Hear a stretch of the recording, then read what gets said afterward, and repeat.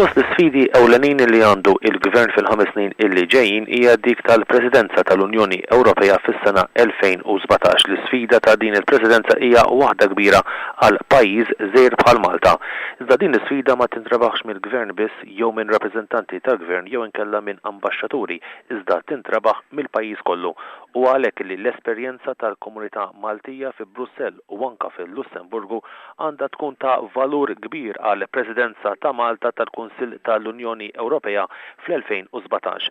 Dan kien il-messaġġ li wassal il-Prim Ministru Joseph Muscat f'attività li kienet organizzata mir-rappreżentanza permanenti ta' Malta għall-Unjoni Ewropea u l-Ambaxxata Maltija fil-Belġu f'Dar Malta fi Brussell. It-tlieta filgħaxija il-Prim Ministru Joseph Muscat beda l-impenji tiegħu ġewwa Brussell blaqa mal-komunità Maltija li tgħix kemm fi Brussell kif ukoll fil-Lussemburgu, kemm dik li tgħix fil-Belġu anke fil-Lussemburgu. Matul din il-laqa soċjali il-Prim Ministru wassal il-messaġġ tiegħu ta' kif il-komunitajiet Maltin kemm f'daw iż-żewġ pajjiżi partikolari għandhom ikunu eqreb lejn xulxin sabiex huma jkunu jistgħu iwasslu il-messaġġ tagħhom anke lill-Gvern Malti. Preżenti wkoll għal din l-attività soċjali il-Viċi Prim Ministru Louis Grech. Il-laqa kienet opportunità għal mijiet ta' Maltin illi jwettqu varjetà ta' funzjonijiet importanti fl-istituzzjonijiet tal-Unjoni Ewropea sabiex jaqsmu l-esperjenzi tagħhom kemm mal-Prim Ministru Joseph Muscat kif ukoll mad-Deputat Prim Ministru Louis Grech kif ukoll sabiex jiltaqgħu flimkien.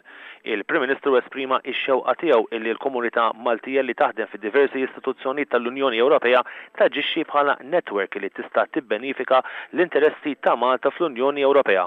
Il-Prim Ministru Joseph Muscat semma kif il-Gvern se jkun impenjat li jara il-bżonnijiet tal-Maltin kemm dawk li jaħdmu fl-istituzzjonijiet Ewropej kif ukoll oħrajn.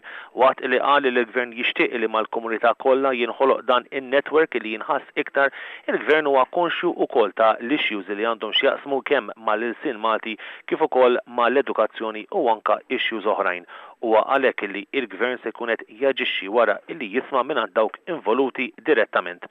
Akkumpanjat minn Martu Michel u żewġ uliedu, il-Prim Ministru Joseph Muscat esprima wkoll l-impenn tal-Gvern Malti li jinżammu rabtiet tajbin mal-komunitajiet Maltin barra minn xtutna. Huwa innota wkoll l-isfidi li għandhom il-familji Maltin illi jgħixu fi Brussell u fil-Lussemburgu. Enfasizza wkoll illi l-Gvern jinkoraġixxi l-komunitajiet Maltin madwar id-dinja bħal dik fil-Belġu sabiex isaħħu ir-rabtiet komunali bejnietom u jkomplu ikunu ambaxxaturi tajbin ta' Malta fil-ħajja tagħhom ta' kuljum.